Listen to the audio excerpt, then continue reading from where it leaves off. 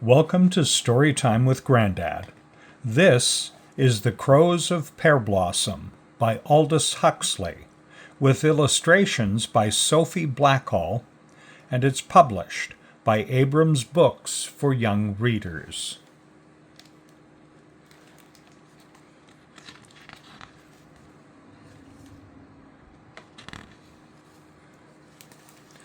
Once upon a time there were two crows who had a nest in a cottonwood tree at Pearblossom.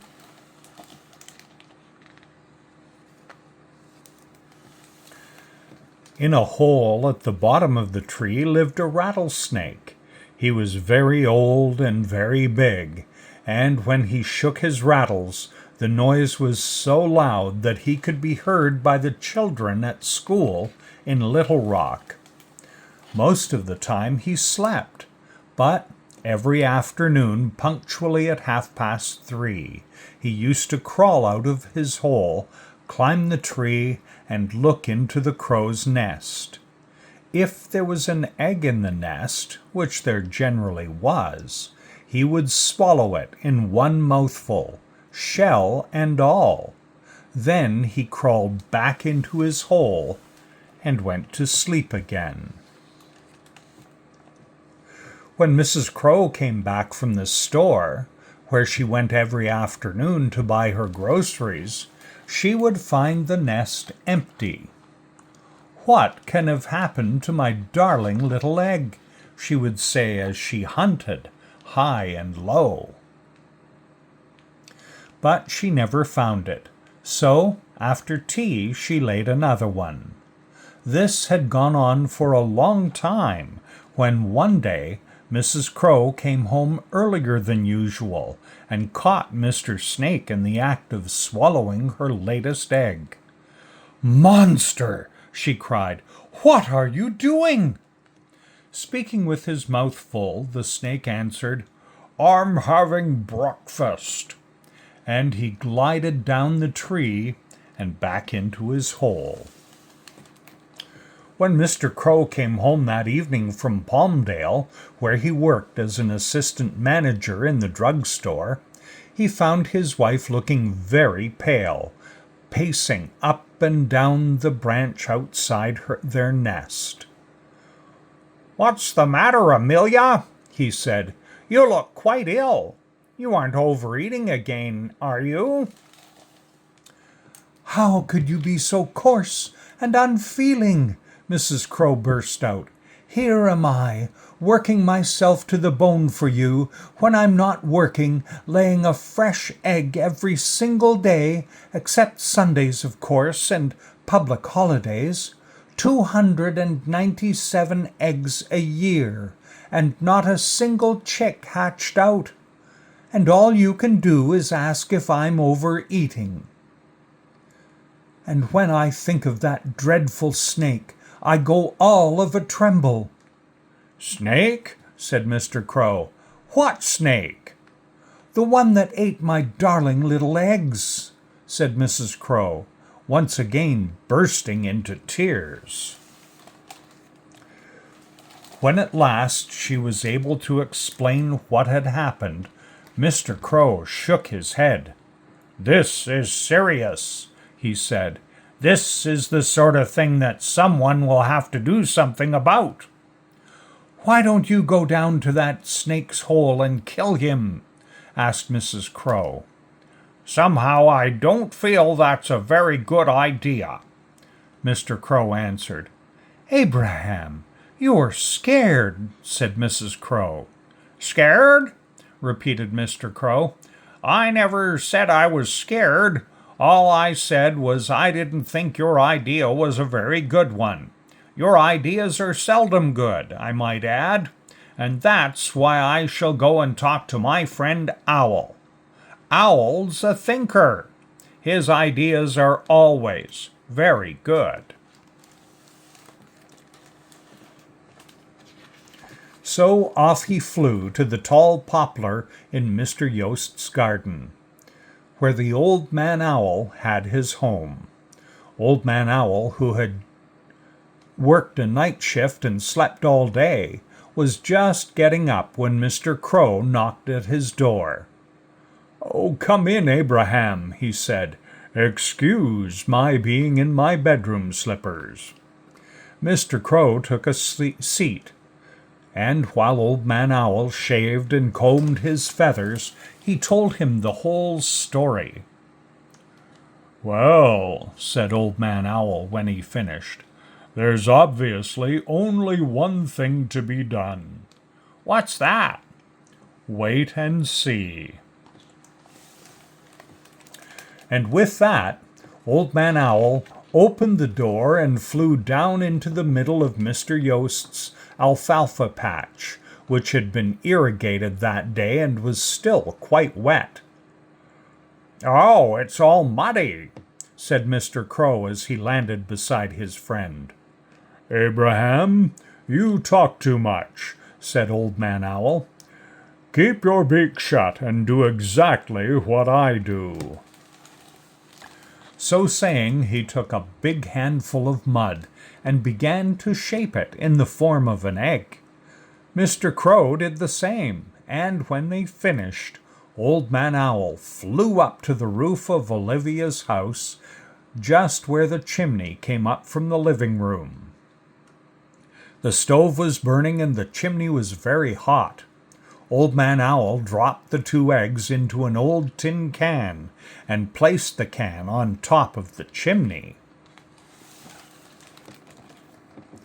Then the 2 friends flew back to Owl's house and had supper. By the time they had finished washing up and listening to the evening concert on the radio, it was 10 o'clock, and the moon was shining brightly over the mountains. "I guess those eggs should be cooked by now," said Old Man Owl. So they flew back to the chimney, and sure enough, the clay eggs had baked through and through and were as hard as stone. "What color are your wife's eggs?" asked Old Man Owl. "Pale green," said Mr. Crow, "with small black spots." "Well, it's lucky that Siggy has been doing some painting around the place," said Old Man Owl.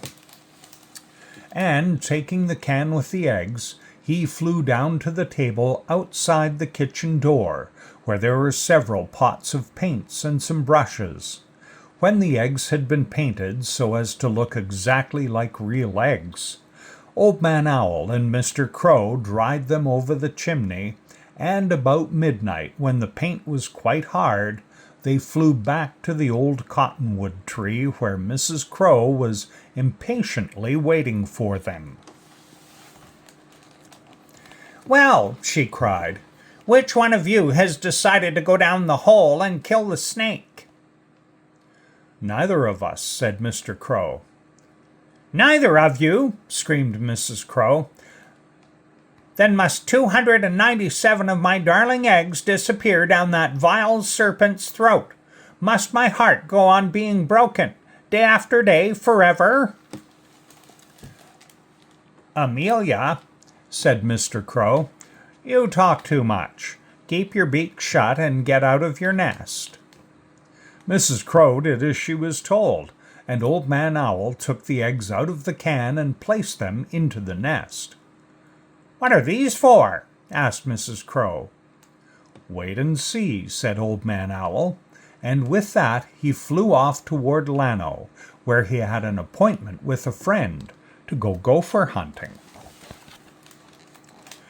Next afternoon, Mrs. Crow went down to the store as usual to do her shopping.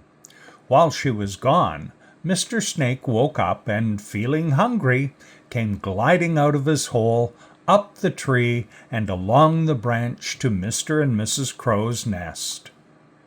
"2 eggs today," he said. "Nyum, nyum." And he smacked his lips, for his mother neglected his education, and he had very bad manners.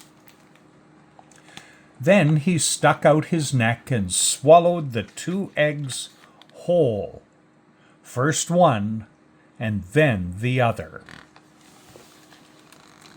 After that, he stretched himself out along the branch in the sunshine and began to sing a little song. I cannot fly, I have no wings. I cannot run, I have no legs, but I can creep where the blackbird sings, and eat her speckled eggs, ha, and eat her speckled eggs. Suddenly he broke off.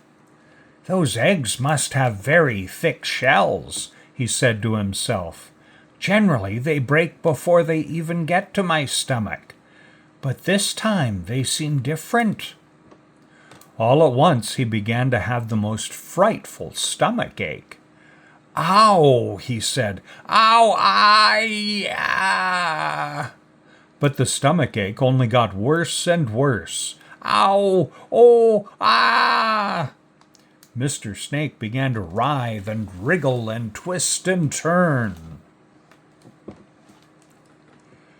And he twisted and turned so much that without knowing what he was doing, he tied his neck in a running bowline knot around the branch, and he couldn't get loose again. But his tail was still free, and he went on lashing with that. And he lashed so furiously, he coiled and corkscrewed into such complicated convulsions that at last he got his tail tied up in a clove hitch around another branch of the tree. So there he was, and the harder he tried to get loose, the tighter the knot became, and all the time the clay eggs in his insides were giving him the most excruciating stomachache. By and by, Mrs. Crow came back from the store.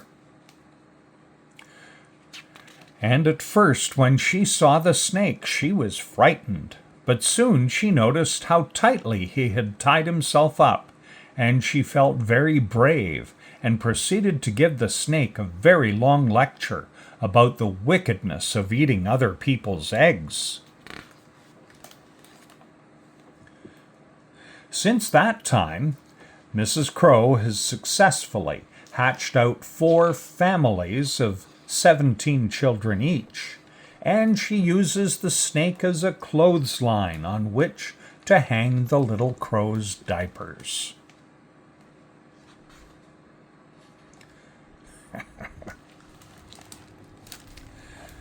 And that's the story of the Crows of Pearblossom by Aldous Huxley, with illustrations by Sophie Blackall, published by Abrams Books for Young Readers.